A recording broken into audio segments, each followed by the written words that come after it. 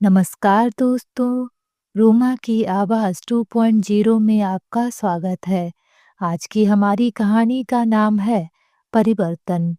आज शकुंतला जी सोनम को डांटे जा रही थीं। वे उससे कड़क आवाज में बोलती हैं, तुमने तो नौकरी का बहाना करके अपने सास ससुर को उल्लू ही बना रखा है। बहू का फर्ज होता है घर के सारे कामों को अच्छे तरीके से करना और अपने सास ससुर की सेवा करना, उनको एक गिलास भी उठाकर नहीं रखने देना। लेकिन तुम तो यहाँ महारानी बनकर रहती हो और तुम्हारे सास ससुर तुम्हारे पीछे पीछे घूमते हैं। सोनम शकुंतला जी की बात सुनकर आंखों में आंसू लिए कुछ बोल ही नहीं पा रही थी। वह चुपचाप उनकी बातें सुन रही थी। उसे तो समझ में ही नहीं आ रहा था कि शकुंतला जी उससे क्यों गुस्सा है। आखिर उसने ऐसा क्या कर दिया जो वह उससे सीधे मुंह बात भी नहीं कर रही है। उसकी आंखों में आंसू थे, लेकिन शकुंतला जी बड़बड़ाए ही जा रही थी। सोनम अपनी आंखों में आंसू लिए चुपचाप अपने कमरे में चली जाती है। आखिरकार ऐसा क्या कर दिया सोनम ने जो शकुंतला जी उसको इतना सुनाए जा रही थी। आइए जानते हैं इस कहानी के माध्यम से। सोनम अपने कमरे में टेबल लैंप की हल्की रोशनी में बैठी थी। उसके सामने ऑफिस के कागज बिखरे हुए थे, लेकिन उसका मन कहीं और था। वह बार बार घड़ी की ओर देखे जा रही थी। रात के 11 बजने वाले थे। पूरा घर सोने की तैयारी में था, लेकिन सोनम के मन में उथल पुथल थी। आज की रात वह एक बड़ा निर्णय लेने वाली थी। सोनम एक सॉफ्टवेयर इंजीनियर थी जो अपने सास ससुर और पति सौरभ के साथ रहती थी। सास माया देवी और ससुर ब्रजेश चतुर्वेदी बहुत सरल स्वभाव के लोग थे। लेकिन इन दिनों घर में माहौल थोड़ा अलग था, क्योंकि सौरभ की बुआ शकुंतला देवी 2 हफ्तों के लिए आई हुई थी। शकुंतला देवी के आते ही घर का माहौल बदल गया था। वह पारंपरिक सोच की महिला थीं, जिन्हें घर में बहू का अधिक अधिकार मिलना पसंद नहीं था। उनका मानना था कि बहू को घर के हर छोटे बड़े काम में सबसे आगे रहना चाहिए और वह अपने सास ससुर के साथ एक बहू जैसा व्यवहार करे। सोनम को यह सब समझने में थोड़ी दिक्कत हो रही थी, क्योंकि वह आधुनिक सोच की थी। उसे अपने सास ससुर के साथ बेहद प्यार और दोस्ती भरा रिश्ता पसंद था। लेकिन शकुंतला देवी जी के आने के बाद माया देवी भी उनके प्रभाव में आकर थोड़ा औपचारिक और दूरी बनाए रखने की कोशिश कर रही थीं। उस रात जब पूरे घर में सन्नाटा था, सोनम ने ठान लिया कि वह अपने सास ससुर से सीधे बात करेगी। उसने अपनी फाइलें बंद की और चुपचाप अपने कमरे से बाहर निकली। पापा मम्मी, मुझे आपसे कुछ जरूरी बात करनी है। सोनम धीरे से माया जी और ब्रजेश जी के कमरे में दाखिल हुई। क्या हुआ सोनम, इतनी रात को सब ठीक है ना? माया जी ने उसकी परेशान शक्ल देखकर पूछा। सोनम उनके पास आकर बिस्तर पर बैठ गई। उसने माया जी का हाथ अपने हाथों में लिया और थोड़ी परेशानी भरी आवाज में बोली, मम्मी, बुआ जी के सामने मेरा इंप्रेशन बहुत खराब हो गया है। वो मुझे बिल्कुल नाकारा बहू मानने लगी हैं। माया जी और ब्रजेश जी एक पल के लिए चुप हो गए। फिर ब्रजेश जी के चेहरे पर हल्की मुस्कान आ गई। अपनी हंसी छुपाते हुए उन्होंने कहा, बिटिया, अपनी बुआ सास की बात दिल पर मत लो। वैसे भी तुम्हारा इम्प्रेशन खराब नहीं हुआ है, उल्टा मेरी बड़ी बहन का इम्प्रेशन तुम्हारे सामने खराब हुआ है। सोनम ने हैरानी से उनकी ओर देखा। पापा, आप मजाक कर रहे हैं, लेकिन बुआ जी ने तो मुझे आज इतना कुछ कह दिया। उन्होंने कहा कि मैं घर के काम नहीं जानती, मैं आपकी सेवा नहीं करती और ना ही मैं एक अच्छी बहू बनने लायक हूँ। यह सब बातें मुझे बहुत बुरी लगीं। सोनम ने कहा, नहीं पापा, आज जो कुछ भी हुआ वह मुझे बिल्कुल ठीक नहीं लगा। बुआ जी को हमारे तौर तरीके पसंद नहीं हैं। वह मुझे नकारा और फूहड़ बहू मानती हैं। मुझे ऐसा लगता है कि मैं आपको शर्मिंदा कर रही हूँ। माया जी ने उसकी बात को ध्यान से सुना। वह जानती थी कि सोनम के मन में क्या चल रहा है। फिर उसने कहा, मम्मी, बुआ जी के सामने मुझे ऐसा महसूस होता है कि मैं आप लोगों के लिए सिर्फ एक बहू बनकर रह जाती हूँ। मैं चाहती हूँ कि जब तक बुआ जी यहाँ हैं, आप लोग मुझसे थोड़ा औपचारिक तरीके से बात करें। माया जी और ब्रजेश जी दोनों चौंक गए। ब्रजेश जी ने हैरानी से पूछा, लेकिन सोनम, तुम्हें ऐसा क्यों लगता है? क्या हमने ऐसा कुछ किया है जिससे तुम्हें बुरा लगा हो? सोनम ने धीमे स्वर में जवाब दिया, नहीं पापा, आप दोनों ने कभी ऐसा कुछ नहीं किया। लेकिन बुआ जी को ऐसा लगता है कि बहू को एक सीमित दायरे में रहना चाहिए। उनका यह व्यवहार मुझे असहज कर देता है। मुझे ऐसा लगता है कि अगर आप लोग उनके सामने थोड़ा सख्त रवैया दिखाएंगे तो वह संतुष्ट हो जाएंगी और माहौल ठीक रहेगा। माया जी ने हैरानी से कहा, सोनम, हम तो तुम्हें अपनी बेटी की तरह मानते हैं। यह औपचारिकता हमें बहुत अजीब लगेगी। सोनम ने हल्के से मुस्कुराते हुए कहा, मुझे पता है मम्मी, लेकिन यह सिर्फ 2 हफ्तों की बात है। मैं ऑफिस से छुट्टी लेकर घर का काम संभाल लूंगी ताकि बुआ जी को कोई शिकायत ना हो। आप बस मेरा साथ दें। जीस जी और माया जी ने कुछ देर चुप रहकर एक दूसरे की ओर देखा। ब्रजेश जी ने गंभीरता से कहा, सोनम, हम समझते हैं कि तुम क्या कहना चाहती हो, लेकिन क्या तुम्हें नहीं लगता कि बुआ जी को भी यह समझना चाहिए कि समय बदल गया है और बहू भी इस घर का एक अहम हिस्सा है? सोनम ने गहरी सांस लेते हुए जवाब दिया, पापा, मैं बुआ जी की सोच को बदलने की कोशिश नहीं कर सकती। यह उनका जीवन भर का अनुभव और सोच है। मैं सिर्फ इस समय को बिना किसी तनाव के संभालना चाहती हूँ। माया जी ने सोनम के सिर पर प्यार से हाथ फेरा और कहा, तुम बहुत समझदार हो सोनम, लेकिन हमें यह भी सुनिश्चित करना होगा कि बुआ जी के सामने तुम्हारी खुददारी पर कोई आंच ना आए। फिर सोनम कुछ सोच में डूबकर अपने कमरे में आ जाती है। पूरे घर में सन्नाटा पसरा था, लेकिन सोनम के मन में अजीब सी उथल-पुथल हो रही थी। वह अपने कमरे में बैठी बार-बार कुछ सोच रही थी। एक तरफ उसका मन खुद को समझा रहा था कि जो हुआ उसे भूल जाना चाहिए, तो दूसरी तरफ उसके भीतर एक अजीब सी बेचैनी थी। दिन भर की घटनाएं उसके दिलो दिमाग पर गहरी छाप छोड़ चुकी थीं। आज सुबह से घर में जो माहौल बना था, उसने सोनम को सोचने पर मजबूर कर दिया था कि आखिर वह इस घर में कहाँ खड़ी है। सोनम की जिंदगी में सब कुछ ठीक चल रहा था, जब तक कि सौरभ की बड़ी बुआ शकुंतला जी घर पर नहीं आई थी। शकुंतला जी का स्वभाव हमेशा से सख्त और रूढ़िवादी था। वह हर चीज में अनुशासन और परंपरा को सबसे ऊपर मानती थी। उनके लिए बहुओं का काम सिर्फ घर संभालना, सास ससुर की सेवा करना और बाकी सब बातों में पीछे रहना था। सोनम, जो पढ़ी लिखी और नौकरी पेशा महिला थी, उनके बनाए गए आदर्श बहू की परिभाषा से कोसों दूर थी। सोनम ने सुबह से ही शकुंतला जी के ताने सुने थे। आजकल की बहुएं घर के काम करना नहीं जानती। नौकरी करना बस एक बहाना है। असल में इन्हें आराम करना पसंद है।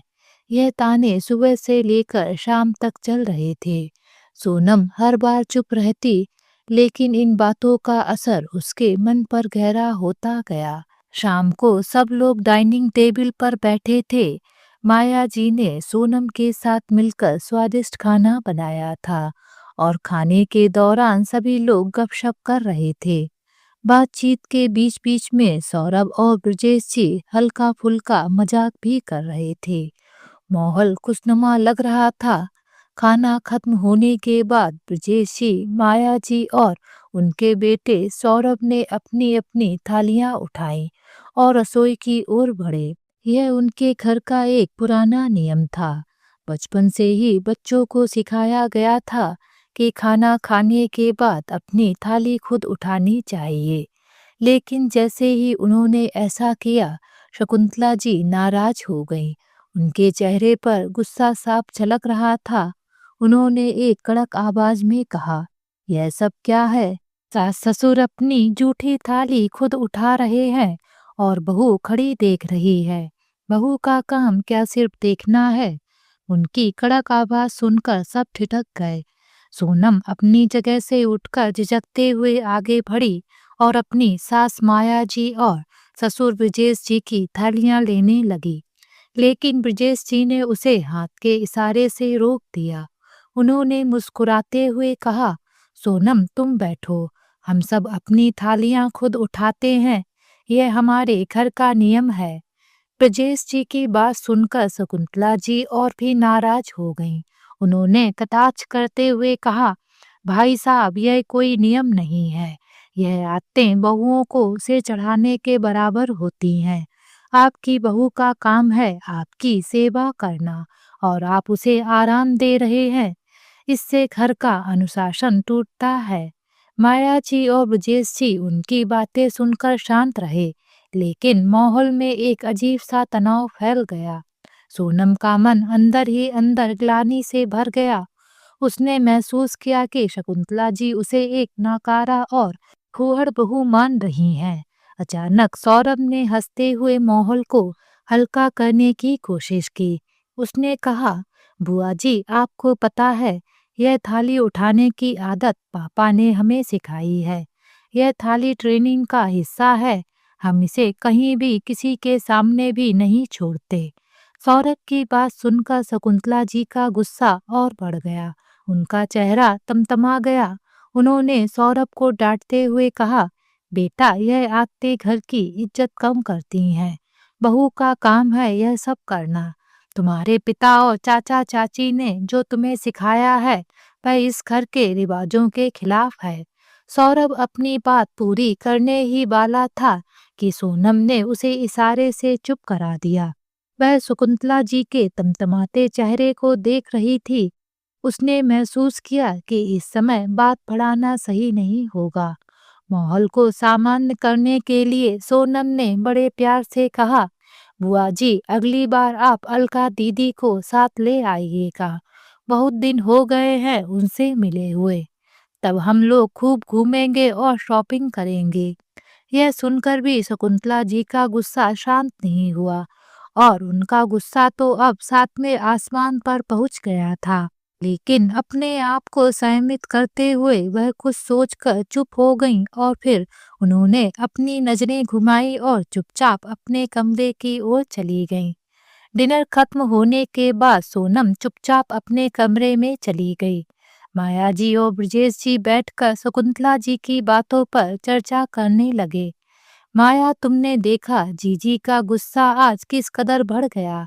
उनकी हर बात में सिर्फ ताने और शिकायतें हैं। मुझे समझ नहीं आता कि सोनम इसे कैसे सहन कर रही है। ब्रजेश जी ने चिंतित होकर कहा। माया जी ने सहमति में सिर हिलाया। हाँ सोनम बहुत शांत स्वभाव की है, लेकिन मैं देख रही हूँ कि जीजी की बातें उसे अंदर ही अंदर खाए जा रही हैं। आज उसने कुछ कहा नहीं, लेकिन उसके चेहरे पर वह तनाव साफ झलक रहा था। उसको देखकर माया जी का मन भी अंदर से व्याकुल हो गया। ब्रजेश जी ने कहा, हमें सोनम से बात करनी चाहिए। उसे यह समझाना जरूरी है कि हमारे घर के उसूल क्या हैं और जीजी की बातों को दिल पर लेने की जरूरत नहीं है। तभी रात को जब सोनम ने माया जी और ब्रजेश जी के कमरे में आकर कहा, सोनम ने अपनी बात जारी रखी। पापा मम्मी क्या ऐसा नहीं हो सकता कि जब तक बुआ जी घर पर है तब तक मैं सारे घर का काम करूं और आप लोग मुझे आदेश दें। शायद इस तरह बुआ जी का गुस्सा शांत हो जाए। माया जी ने प्यार से उसका हाथ पकड़ा और कहा, सोनम तुम्हें यह सब करने की कोई जरूरत नहीं है। हमारे उसूल ऐसे नहीं हैं कि हम किसी के सामने खुद को बदलें। और जहाँ तक जीजी की बात है, उनकी सोच अलग है। इसका मतलब यह नहीं कि तुम गलत हो। लेकिन अभी रात बहुत हो गई है, तुम इस चर्चा को यहीं खत्म करो और आराम से जाकर अपने कमरे में सो जाओ जाकर। सोनम जैसे ही उनके कमरे से बाहर जाती है तो ब्रजेश जी अपनी पत्नी से बोलते हैं, सोनम के दिल पर शकुंतला जीजी की बातों का बहुत गहरा प्रभाव पड़ा है, हमें उसको अच्छे से समझाना होगा। तो माया जी बोलती हैं, आप ठीक कह रही हैं, लेकिन अभी रात बहुत हो गई है, इसलिए हम ठीक समय आने पर उससे बात करेंगे। और ऐसा सोचकर वह कुछ सोचने लगती हैं। उनकी आंखों के सामने शकुंतला जीजी के घर बिताया वह दिन याद आया जब उनकी बहू अलका रसोई में व्यस्त थी और वो जीजी के साथ खाना खा रही थीं। खाना खाने के बाद आदत अनुसार माया जी ने अपनी प्लेट स्वयं उठा ली तो जीजी गुस्से में बोली, तुम मेरी बहू की आदत मत बिगाड़ो, ये बर्तन यहीं रहने दो, वो आकर ले जाएगी। जूठी प्लेट वह वहीं छुड़वा कर उठ गईं।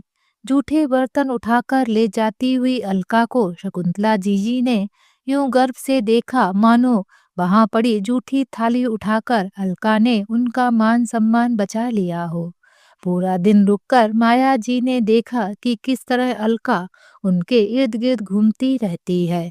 अलका पर निर्भर होती जा रही जीजी इन दिनों गठिया, डायबिटीज, अस्थमा, बीपी इन सब की मरीज होती जा रही थीं। जीजी के बारे में सोचते सोचते माया जी की आंख लग गई। सुबह जब माया जी उठी तो माया जी ने सोनम के माथे पर हाथ फेरते हुए कहा, सोनम तुम बुआ जी की बातों को इतनी गंभीरता से क्यों ले रही हो? वह हमेशा से ऐसी ही हैं। उनकी सोच और तुम्हारी सोच में जमीन आसमान का फर्क है। ब्रजेश जी ने एक गहरी सांस लेते हुए कहा, देखो सोनम, मेरी बहन का स्वभाव हमेशा से ऐसा ही रहा है। जब माया इस घर में नई नई आई थी तब भी उन्होंने तुम्हारी सासू माँ को लेकर खूब ताने दिए थे। बहुत सीधी सादी है, घर संभालना नहीं आता, चुपचाप सबकी सुनती रहती है। यह सब बातें मैं बचपन से सुनता आ रहा हूँ, लेकिन सच यह है कि वह हर किसी को अपनी सोच के हिसाब से ढालने की कोशिश करती हैं और जब कोई उनकी सोच के अनुसार नहीं होता तो वह उसके बारे में अपनी राय बना लेती हैं। सोनम ने उदासी से कहा, लेकिन पापा वह आपके सामने ही मुझे बातें सुनाती हैं और आप कुछ नहीं कहते। मुझे लगता है कि मैं आप लोगों को शर्मिंदा कर रही हूँ। माया जी ने तुरंत जवाब दिया, सोनम तुम्हारी यह सोच बिल्कुल गलत है। तुम हमारे लिए बहू नहीं बेटी जैसी हो और हम जानते हैं कि तुम कितनी मेहनती हो, घर के कामों के साथ साथ अपनी नौकरी भी संभालती हो। बुआ जी की सोच के लिए हम तुम्हें दोष नहीं दे सकते। ब्रजेश जी ने मुस्कुराते हुए कहा, सोनम जीवन में एक बात याद रखना, हर किसी को खुश करना संभव नहीं है। शकुंतला दीदी का जो स्वभाव है उसे बदलना मुश्किल है, लेकिन तुम उनसे बचने की कोशिश मत करो। जैसी हो वैसे ही रहो। उन्हें धीरे धीरे तुम्हारी काबिलियत का एहसास होगा और अगर नहीं भी हुआ तो कोई बात नहीं। तुम्हारा इम्प्रेशन हमारे दिलों में बहुत ऊंचा है और यही मायने रखता है। सोनम ने थोड़ी राहत की सांस ली। पापा, लेकिन कभी कभी मैं सोचती हूँ कि मैं बुआ जी की उम्मीदों पर खरी क्यों नहीं उतर पाती। मुझे ऐसा क्यों लगता है कि मैं उनकी नज़रों में कुछ साबित करना चाहती हूँ। माया जी ने समझाते हुए कहा, सोनम यह तुम्हारा बड़प्पन है कि तुम उन्हें खुश करना चाहती हो, लेकिन तुम्हें यह समझना होगा कि हर इंसान की अपनी सीमाएं होती हैं और यह भी जरूरी नहीं कि हर किसी की सोच सही हो। तुम खुद पर भरोसा रखो, बाकी सब अपने आप ठीक हो जाएगा। अगले दिन सुबह का समय था। सोनम रसोई में चाय बना रही थी। शकुंतला देवी कमरे से निकलते हुए माया जी को बोलने लगीं, बहू को कहना कि चाय थोड़ा ठीक से बनाया करे। कल की चाय तो जैसे पानी में पत्ती डाल दी हो। सोनम ने यह सुन लिया। उसने मन ही मन सोचा, क्या मैं बुआ जी की हर बात का जवाब दूं या इसे नजरअंदाज करूं। उसने तय किया कि वह चुपचाप अपना काम करती रहेगी। चाय लेकर जब सोनम सबके पास पहुंची तो शकुंतला देवी ने उसे ताने मारते हुए कहा, अच्छा हुआ आज सुबह उठकर रसोई में आ गई।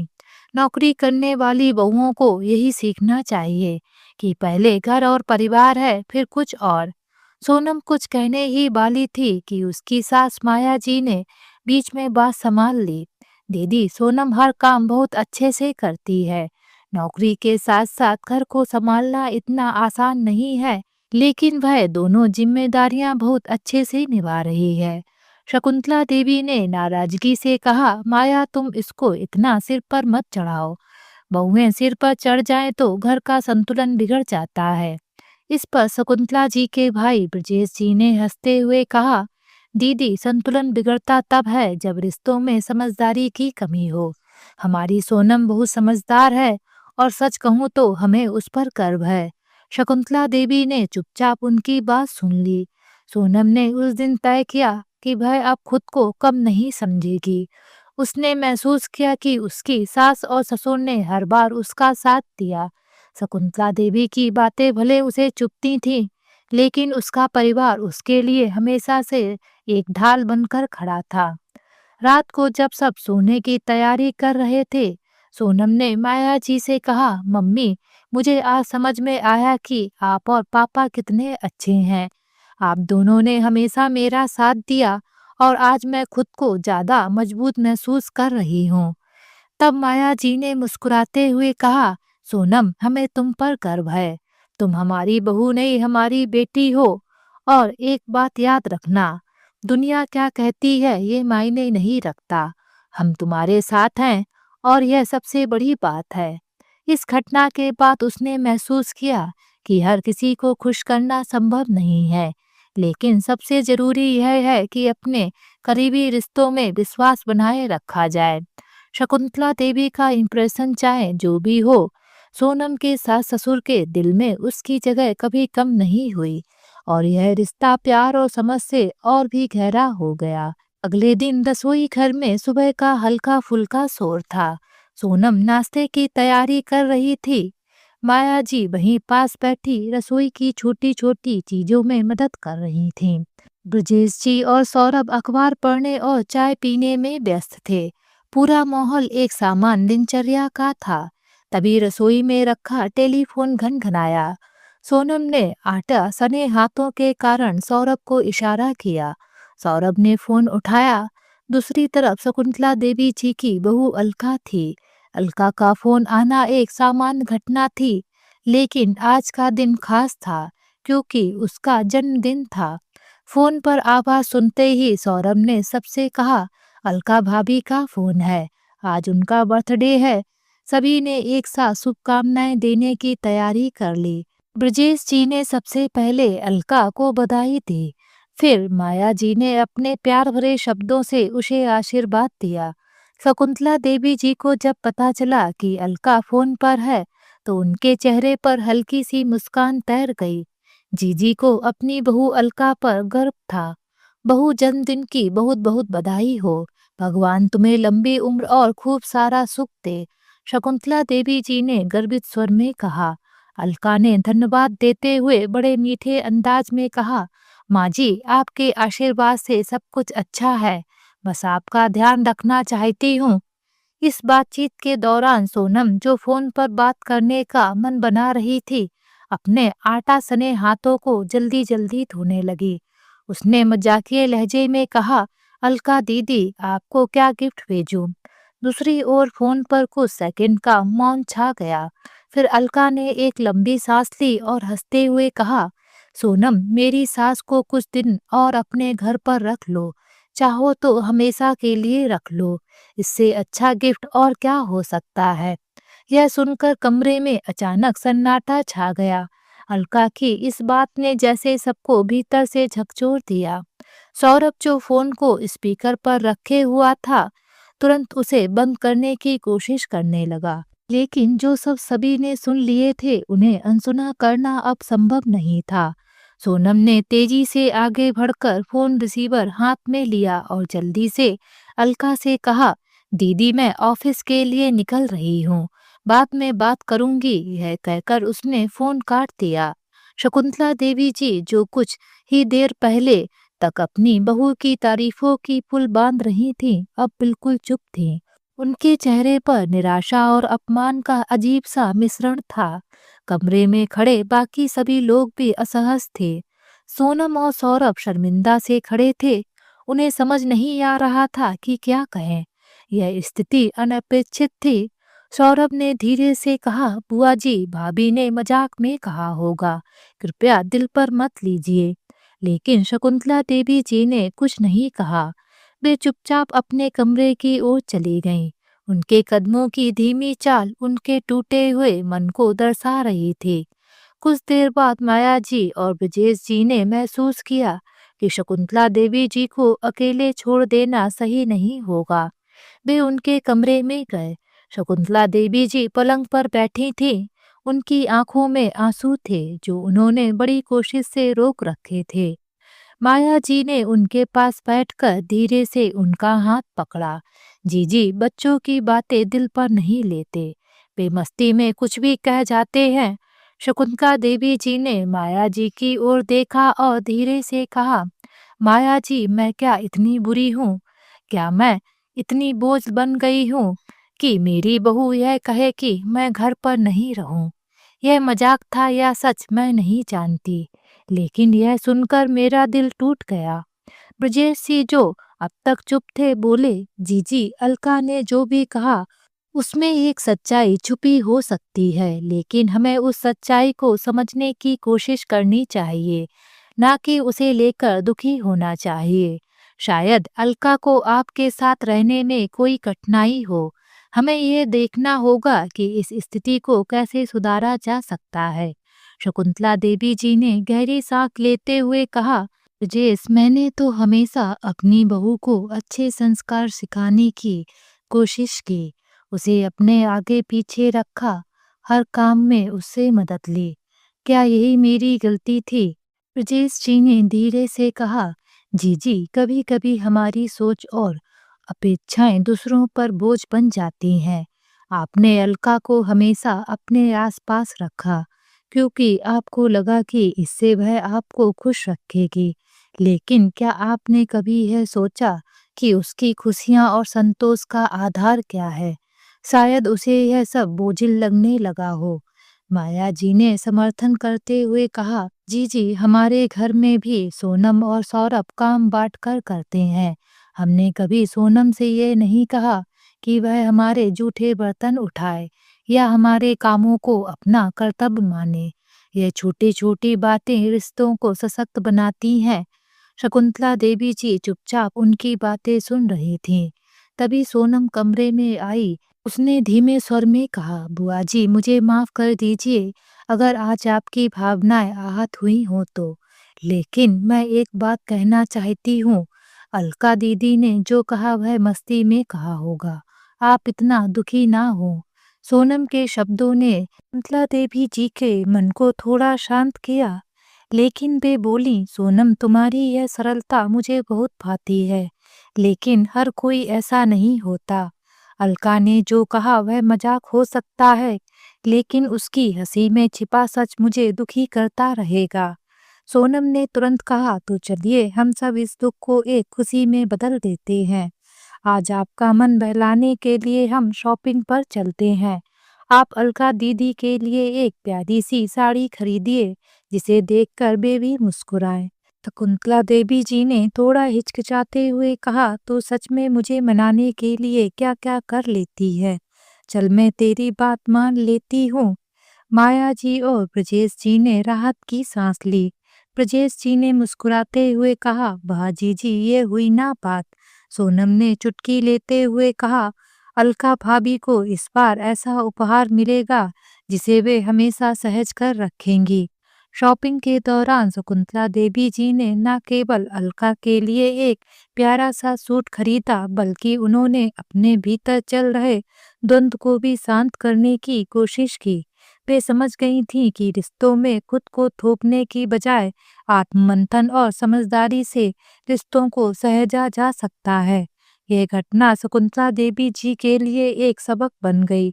उन्होंने सीखा कि हर व्यक्ति को अपनी आज़ादी चाहिए और यह आज़ादी ही रिश्तों को मजबूती देती है। तो दोस्तों आज की ये कहानी आप सभी लोगों को कैसी लगी?